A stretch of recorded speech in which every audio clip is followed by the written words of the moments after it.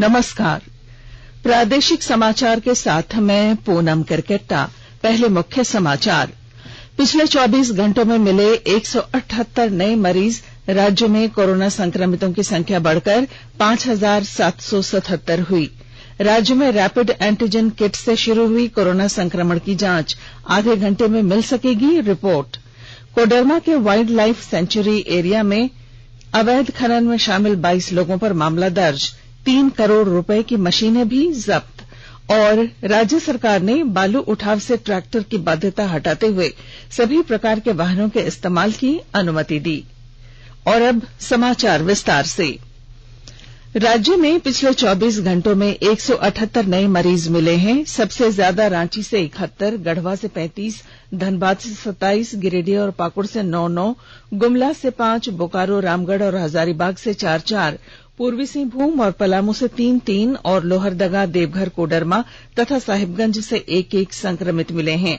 रांची में मिले संक्रमितों में रिम्स के 4 डॉक्टर और 22 पुलिसकर्मी शामिल हैं। प्रदेश में कोरोना संक्रमितों की संख्या बढ़कर 5777 हो गई है, जबकि 2835 लोग ठीक होकर अस्पताल से घर जा चुके हैं। अब तक 2,22,781 सैंपलों की जांच हुई है। बढ़ते संक्रमण के कारण रिकवरी रेट घटकर 49.7% हो गई है। राज्य में रैपिड एंटीजन किट से कोरोना संक्रमण की जांच शुरू हो गई है। सरकार ने 40,000 रैपिड किट खरीदे हैं। इनमें से लगभग 15,000 की आपूर्ति हो गई है। फिलहाल राज्य के 16 जिलों में इस किट से जांच शुरू कर दी गई है। इस किट से आधे घंटे में ही संक्रमण की रिपोर्ट मिल जाती है। कोरोना संक्रमण के बढ़ते आंकड़ों पर राज्य सरकार ने चिंता जताई है। मुख्यमंत्री हेमंत सोरेन ने एक बार फिर से राज्य में लॉकडाउन में सख्ती बढ़ाने के संकेत दिए हैं। कल प्रोजेक्ट भवन में पत्रकारों से बातचीत में मुख्यमंत्री ने कहा कि यातायात खोले जाने से आवागमन बढ़ने से संक्रमण के आंकड़ों में भी बढ़ोतरी हुई है। इस वजह से पहले की तुलना में ज्यादा मामले आ रहे हैं। उन्होंने कल राज्य मंत्रिपरिषद की होने वाली बैठक में इस विषय पर निर्णय लेने के संकेत दिए। हमने पहले भी कहा इस विषय में कि जांच की प्रक्रिया हम लोगों ने बढ़ा रखी है और जिस तरीके से यातायात खोला गया था उसके बाद चीजें और बढ़ी हैं और इसमें पहले से ही ये शंका भी था और अब चूंकि फिर से उन यातायातों को रोकने का निर्णय लिया गया है और लगातार इस पर हम लोगों की नजर भी है। परसों कैबिनेट भी है और क्या आगे का निर्णय होगा हम लोग बहुत जल्द अवगत हैं। आकाशवाणी का समाचार सेवा प्रभाग आज अपने फोन इन कार्यक्रम में कोविड-19 पर विशेष परिचर्चा प्रसारित करेगा। ये कार्यक्रम रात 9:30 से FM गोल्ड और अतिरिक्त मीटरों पर सुना जा सकेगा। श्रोता स्टूडियो में हमारे टोल फ्री नंबर 1800-115767 पर फोन कर विशेषज्ञ से सवाल पूछ सकते हैं। श्रोता 011-2331-4444 पर भी सवाल पूछ सकते हैं।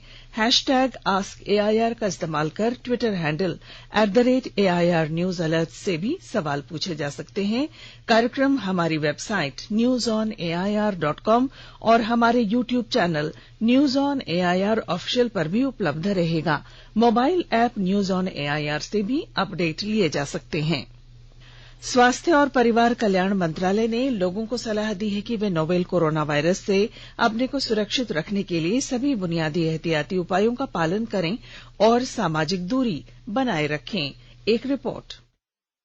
सरकार ने कहा है कि आवश्यक वस्तुओं की पर्याप्त आपूर्ति जारी है और लोगों को चिंता करने की कोई जरूरत नहीं है। लोगों को सलाह दी जाती है कि वे आवश्यक वस्तुओं और चिकित्सा सामानों की खरीदारी करते समय धैर्य रखें और शांत रहें। आवश्यक वस्तुओं को खरीदने के लिए बार बार बाहर निकलने से बचें। साथ ही लोगों से हाथ मिलाने और गले लगने से भी बचना चाहिए। बाजार, मेडिकल स्टोर और अस्पतालों में लोग कम से कम 1 मीटर की दूरी बनाए रखें। घर पर गैर जरूरी सामाजिक समारोह से बचा जाना चाहिए और घर पर मेहमानों को नहीं बुलाना चाहिए। लोगों को अपनी आंख, नाक और मुंह छूने से बचना चाहिए और लगातार हाथ साफ करते रहना चाहिए। हाथ को दोनों तरफ से कम 20 सेकंड तक रगड़कर धोना चाहिए। यदि कोई व्यक्ति खांसी या बुखार से पीड़ित है तो वह दूसरों के संपर्क में आने से बचे और डॉक्टर से तुरंत परामर्श ले। स्वास्थ्य मंत्रालय ने कोरोना वायरस के बारे में जानकारी के लिए एक टोल फ्री नंबर 1075 जारी किया है। इधर राज्य सरकार की ओर से भी कई दिशा निर्देश जारी किए गए हैं।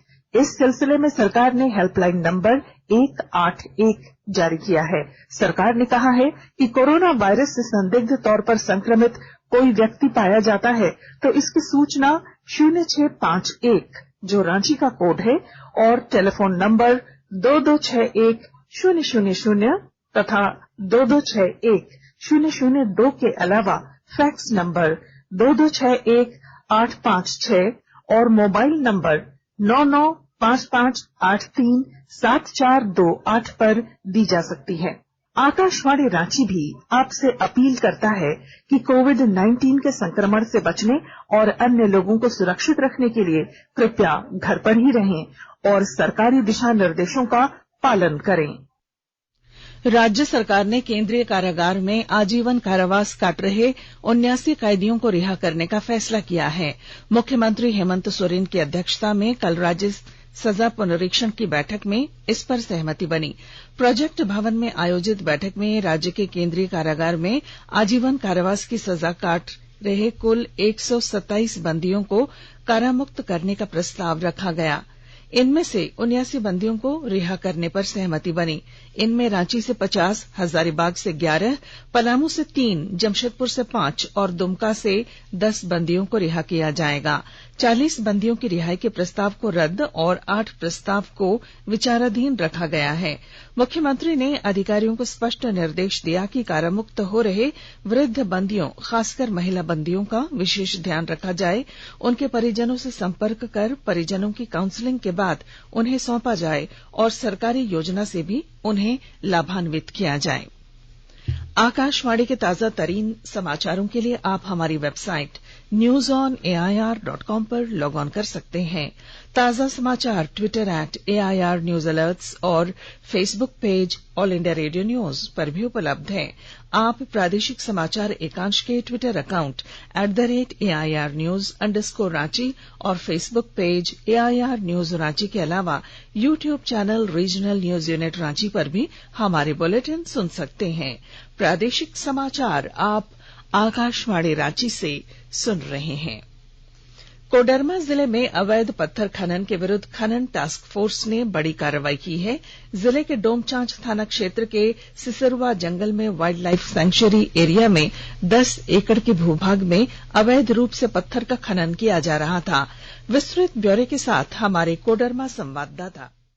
अवैध पत्थर खनन के विरुद्ध कोडरमा जिले में अब तक की सबसे बड़ी कार्रवाई हुई है। खनन टास्क फोर्स की टीम ने वाइल्ड लाइफ सेंचुरी एरिया में संचालित खनन कारोबार का भंडाफोड़ किया है। डोमचांच थाना क्षेत्र के सिसिरवा जंगल में 10 एकड़ के भूभाग में पूरी तरह से अवैध रूप से पत्थर का खनन किया जा रहा था। छापेमारी के दौरान 5 पोकलैंड मशीन और 1 वाइब्रेटर मशीन जब्त किया गया है, जबकि इस मामले में कुल 22 नामजद लोगों के खिलाफ मामला भी दर्ज कराया गया है। इस संदर्भ में जानकारी देते हुए उपायुक्त रमेश घोलप ने बताया कि यह अब तक की सबसे बड़ी कार्रवाई है। गजेंद्र बिहारी सिन्हा, आकाशवाणी समाचार, कोडरमा। सूक्ष्म, लघु और मध्यम उद्योग MSME मंत्री नितिन गडकरी ने देश में छोटे कारोबार की मदद के लिए एक नीति की आवश्यकता पर बल दिया है। श्री गडकरी ने pan IIT global e conclave को वीडियो कॉन्फ्रेंसिंग के जरिए संबोधित करते हुए कहा कि मछुआरों, फेरी वालों, सब्जी वालों और स्व सहायता समूहों समेत छोटे कारोबारियों की वित्तीय, तकनीक और विपणन में मदद की जानी चाहिए।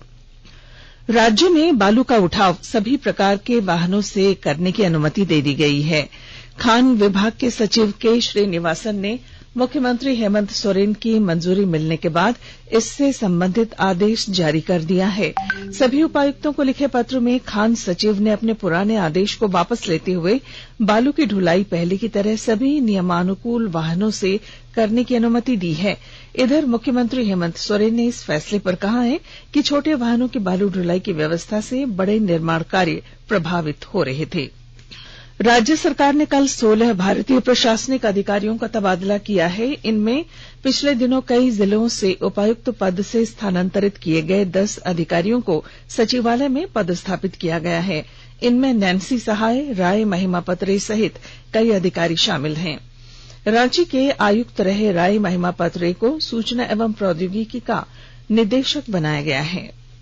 रसायन और उर्वरक मंत्री डी.वी. सदानंद गौड़ा ने कहा है कि देश भर में उर्वरक की उपलब्धता सहज बनी हुई है और राज्यों के पास पहले से ही पर्याप्त भंडार मौजूद है। उन्होंने कहा कि अगर बुआई के मौसम के कारण कहीं से कोई अतिरिक्त मांग आती है तो आपूर्ति तेज की जाएगी और किसानों को समय पर यूरिया उपलब्ध करा दिया जाएगा। केंद्रीय मंत्री ने कहा कि खरीफ के मौसम के कारण देश भर में उर्वरक की मांग में बढ़ोत्तरी हो रही है। चतरा जिले में बारिश से खेतों में पर्याप्त जल जमाव हो गया है। किसान धान की खेती में जुट गए हैं। विस्तृत ब्यौरे के साथ हमारे चतरा संवाददाता।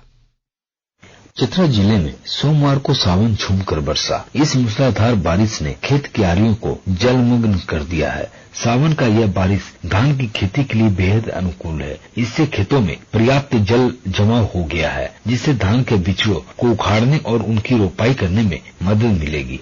गौरतलब है कि जिले में किसानों की संख्या 75% से भी अधिक है। यहाँ बड़े पैमानों पर धान की खेती होती है। रबी की फसलें भले ही छूट जाए, किंतु धान की खेती किसान हर हालत में करते हैं। यही कारण है कि मूसलाधार बारिश से किसान प्रसन्न हैं और उत्साह के साथ खेती में जुटे हुए हैं। अशोक कुमार तुलसियान, आकाशवाणी समाचार, चतरा।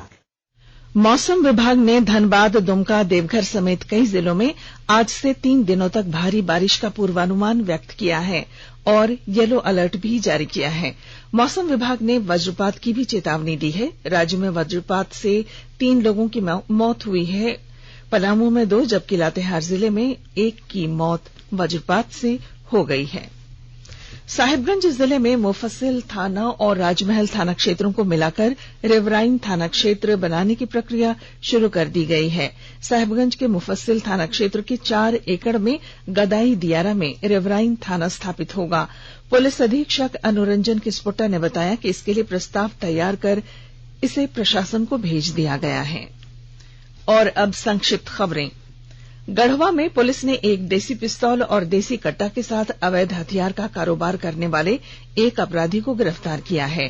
पलामू जिले में कोविड-19 के नियमों का पालन नहीं करने पर मेदिनीनगर सदर और सतबरवा क्षेत्र की 11 दुकानें सील कर दी गई हैं। पलामू जिले के ही हैदरनगर थाना क्षेत्र में 22 दिनों पहले एक व्यक्ति की मौत का खुलासा हुआ है। पुलिस ने हत्या के आरोप में 3 में से 1 आरोपी को गिरफ्तार कर लिया है। चतरा जिले में सदर थाना पुलिस ने गुप्त सूचना के आधार पर 800 ग्राम गांजा के साथ एक तस्कर को गिरफ्तार किया और रांची के छात्र विनय महतो हत्याकांड में पोक्सो की विशेष अदालत ने दोबारा ट्रायल शुरू करने का आदेश दिया है। और अब अखबारों की सुर्खियां। राज्य के लगभग सभी अखबारों ने राज्य में बढ़ते कोरोना संक्रमण के मामले को लेकर सरकार द्वारा लॉकडाउन में सख्ती बढ़ाने के संकेत को पहले पन्ने पर जगह दी है। ऑक्सफोर्ड की वैक्सीन सफलता के करीब और 3 चरणों से गुजरेगी भारत बायोटेक की कोवैक्सीन। इस शीर्षक को दैनिक अखबार प्रभात खबर ने पहले पन्ने पर जगह दी है। इसके साथ ही मुख्यमंत्री को फिर से ईमेल के जरिए मिली धमकी की खबर भी प्रमुखता से प्रकाशित है। जिंदगी का टीका दमका, ऑक्सफोर्ड के कोरोना वैक्सीन इंसानों पर दूसरे ट्रायल की सफलता के खबर के साथ भारत में अब मरीज बढ़ने की रफ्तार दुनिया में सबसे तेज। इस खबर को दैनिक भास्कर ने पहले पन्ने पर प्रकाशित किया है। रांची एक्सप्रेस ने राज्य सरकार के केंद्रीय कारा से 79 कैदियों को रिहा करने के फैसले की खबर को पहले पन्ने पर जगह दी है। दैनिक जागरण ने बढ़ते कोरोना संक्रमण पर सरकार के कड़े निर्णय के संकेत को अपनी सुर्खियां बनाई हैं। अंग्रेजी अखबार टाइम्स ऑफ इंडिया ने भारतीय नौसेना और अमेरिकन नौसेना के संयुक्त अभ्यास को पहले पन्ने पर जगह दी है। अंग्रेजी अखबार हिंदुस्तान टाइम्स ने असम में बाढ़ के प्रकोप और लोगों के अलावा जंगली जानवरों के प्रभावित होने को पहले पन्ने पर जगह दी है। और अब आखिर में मुख्य समाचार। पिछले 24 घंटों में मिले 178 नए कोरोना मरीज। राज्य में संक्रमितों की संख्या बढ़कर 5,777 हुई। राज्य में रैपिड एंटीजन किट से शुरू हुई कोरोना संक्रमण की जांच, आधे घंटे में मिल सकेगी रिपोर्ट। कोडरमा के वाइल्ड लाइफ सेंचुरी एरिया में अवैध खनन में शामिल 22 लोगों पर मामला दर्ज, 3 करोड़ रुपए की मशीनें भी जब्त। और राज्य सरकार ने बालू उठाव से ट्रैक्टर की बाध्यता हटाते हुए सभी प्रकार के वाहनों के इस्तेमाल की अनुमति दी। और इसके साथ ही आकाशवाणी रांची से प्रादेशिक समाचार का ये बुलेटिन समाप्त हुआ। नमस्कार। घर में रहिए, सुरक्षित रहिए और सुनते रहिए आकाशवाणी।